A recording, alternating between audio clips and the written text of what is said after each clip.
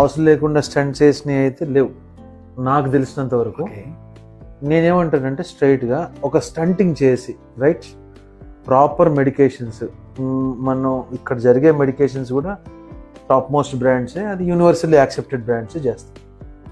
Probability ఎన్ని సంవత్సరాల దాకా అతను హ్యాపీగా లైఫ్ లీడ్ చేయగలవచ్చు. ఫర్ ఈ రోజు వచ్చాడండి, ఈరోజు 70% ఎబో బ్లాక్ ఉంది, మేజర్ వెజల్ డ్యామేజ్ అయింది, స్ట్రోక్ అని కన్ఫర్మ్ అయిపోయింది, వచ్చాడు. మన ప్రోటోకాల్స్ ప్రకారం స్టంటింగ్ జరిగింది, రైట్ టైంలో వచ్చాడు, గోల్డెన్ అవర్స్లో వచ్చాడు. ఎన్ని రోజులు మీరు సస్టైన్ చేయగలరు? స్టెంట్ అనేది ఇట్ ఈస్ మేడ్ ఆఫ్ అవే మెటల్, లైక్ స్టెయిన్లెస్ స్టీల్ కావచ్చు, కోబాల్ట్ క్రోమియం కావచ్చు. దట్ ఈస్ ఇండెఫినెట్, అది డిగ్రేడ్ అయ్యే మెటీరియల్ కాదు. So that is there for life. So stent life ఎలా డిసైడ్ అవుతుంది? So basing on the patient factors like sugar ఉంది, cholesterol control ఎలా ఉంది, వీటి మీద ఆధారపడి ఉంటుంది. సో ఇప్పుడు స్టెంట్ అనేది కేవలం మనం చేసే పనిలో కేవలం 10%, 90% is by medication. That's very important.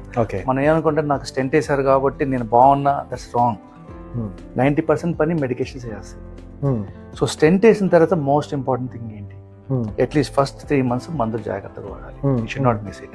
తర్వాత మిస్ చేయొచ్చని కాదు, 3 months మ్యాండేటరీ.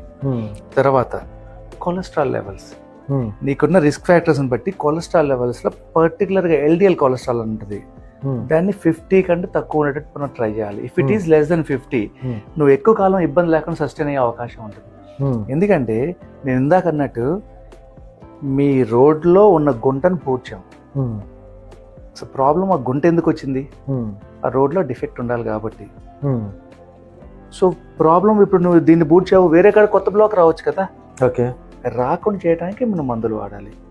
సో మీరు వేసిన స్టెంట్ సస్టైన్ కావాలన్నా, నీకు ఫ్యూచర్లో వేరే ప్రాబ్లం రాకూడదన్నా మందులు జాగ్రత్తగా వాడాలి. ఓకే. సో మోస్ట్లీ రక్తం పల్చం చేయడానికి, కొలెస్ట్రాల్కి, అండ్ నీకు డయాబెటీస్ ఉంటే diabetes control is very important.